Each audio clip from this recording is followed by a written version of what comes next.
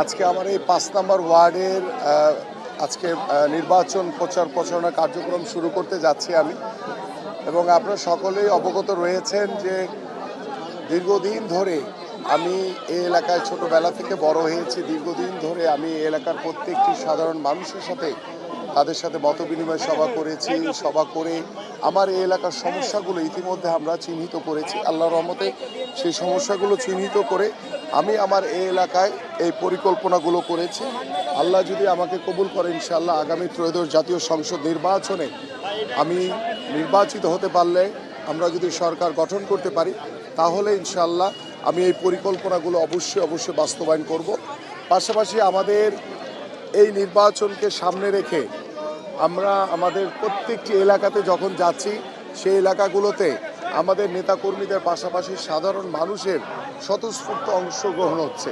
স্বতঃস্ফূর্ত অংশগ্রহণের মাধ্যমে সাধারণ যারা এলাকার মুরব্বী রয়েছেন, নারীরা রয়েছেন, ছোট ছোট বাচ্চারা রয়েছে, সকলেই আমার সাথে এই গণসংযোগে অংশগ্রহণ করছে। এটি আমার জন্য অত্যন্ত বড় একটি পাওয়া এবং আমি মনে করি এটি মানুষের যে ভালোবাসা আমি পাচ্ছি, সেই ভালোবাসার মাধ্যমে ইনশাআল্লাহ আগামী 12 তারিখ ত্রয়োদশ জাতীয় সংসদ নির্বাচনে ইনশাআল্লাহ জনগণের স্বতঃস্ফূর্ত অংশগ্রহণের মাধ্যমে জনগণের রায় নিয়ে ইনশাআল্লাহ নির্বাচিত হব আল্লাহর রহমত। এবং আজকে আমাদের 12 তারিখ ভোটারদেরকে অবশ্যই আমি প্রত্যেকটি ঘরে ঘরে যাচ্ছি, প্রত্যেকটি নারীদের সাথে আমি কথা বলছি। আমাদের যারা ঘরের মা রয়েছেন, বোন রয়েছেন, আমাদের আপারা রয়েছেন, সকলের সাথে কথা বলে শুধু একটি কথা বলছি যে আপনারা ভোট কেন্দ্রে আসবেন। আপনাদের দলের যেই দলকে আপনার ভালো লাগে, যে প্রার্থীকে আপনাদের ভালো লাগে, যে মার্কাকে আপনাদের ভালো লাগে, সেই মার্কাতে আপনারা ভোট দিয়ে অবশ্যই আপনাদের নাগরিক অধিকারটি প্রদান করবেন। এবং নারীদের নিরাপত্তার জন্য ইতিমধ্যে আমি আমাদের দলীয় নেতাকর্মীদেরকে নির্দেশনা দিয়েছি, তারা যাতে স্মুথলি আসতে পারে।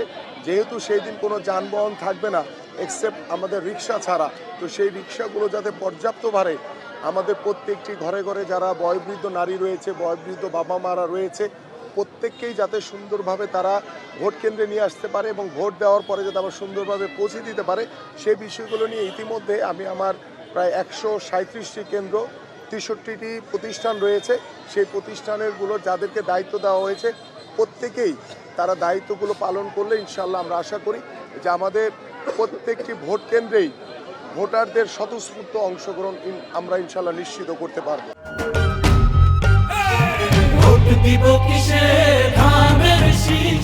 আমরা অত্যন্ত সহনশীল, ধৈর্যশীলতার পরিচয় দিয়ে আমরা আমাদের প্রত্যেকটি প্রচার প্রচারণার কার্যক্রম করছি এবং আমি বিশ্বাস করি যে আল্লাহর রহমতে এই এলাকার স্বতঃস্ফূর্ত অংশগ্রহণের মাধ্যমে আমরা এই এলাকার ঢাকা 16 আসনের সর্বোচ্চ ভোট কালেক্ট করার চেষ্টা করব ইনশাআল্লাহ, যাতে প্রত্যেকটি সাধারণ মানুষ যাতে ভোট প্রদান করতে পারে নিরাপদভাবে, সুন্দরভাবে, যাতে তারা ভোট দিয়ে তারা যাতে আবার বাসায় যেতে পারে।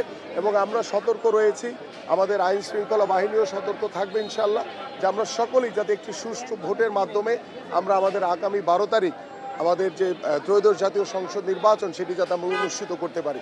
কিন্তু এখানে দু একটি বিষয় বলতে হয় যে আমরা যেখানে জনগণের দ্বারে দ্বারে যাচ্ছি, জনগণের সাথে কথা বলছি, জনগণকে ভোট কেন্দ্রে আনার জন্য এবং জনগণকে ধানের শীষে ভোট দেওয়ার জন্য আমরা আন্তরিকতার সহিত প্রত্যেকটি জায়গায় কাজ করছি। ঠিক সেই সময় জামাত একটি দল, তারা ঘরে ঘরে গিয়ে বিকাশের নাম্বার নিচ্ছে এবং বিকাশে তারা টাকা দিয়ে তারা ভোট কেনার চেষ্টা করছে। তারা এনআইডি নাম্বার নিচ্ছে, সে এনআইডি কার্ড দিয়ে তারা ভোট জালিয়াতি করার চেষ্টা করছে। কারণ আপনারা সকলেই জানেন এনআইডি নাম্বারের সাথে আগামী নির্বাচনের কোনো সম্পর্ক নেই। ভোট প্রদানের জন্য এনআইডি নাম্বার প্রয়োজন হয় না। তাহলে তারা কেন, কোন উদ্দেশ্যে তারা এই এনআইডি নাম্বার নিচ্ছে? এবং আমার কাছে যে তথ্য রয়েছে সেই তথ্য মোতাবেক তারা চেষ্টা করছে এই এনআইডি নাম্বার দিয়ে তারা জাল ভোট দিবে। এবং আমি ইতিমধ্যে আমাদের দলীয় যে কেন্দ্রীয় জায়গায় আমাদের যে নির্বাচন পরিচালনার যে যারা মুখ্য দায়িত্ব পালন করছেন তাদেরকে বিষয়টা অবগত করেছি। তারা আনুষ্ঠানিকভাবে এবং তাদের কাছে তথ্যপত্র দেওয়া হয়েছে, তারা আনুষ্ঠানিকভাবে আমাদের রিটার্নিং কর্মকর্তা এবং নির্বাচন কমিশনে বিষয়গুলো অবগত করা হবে।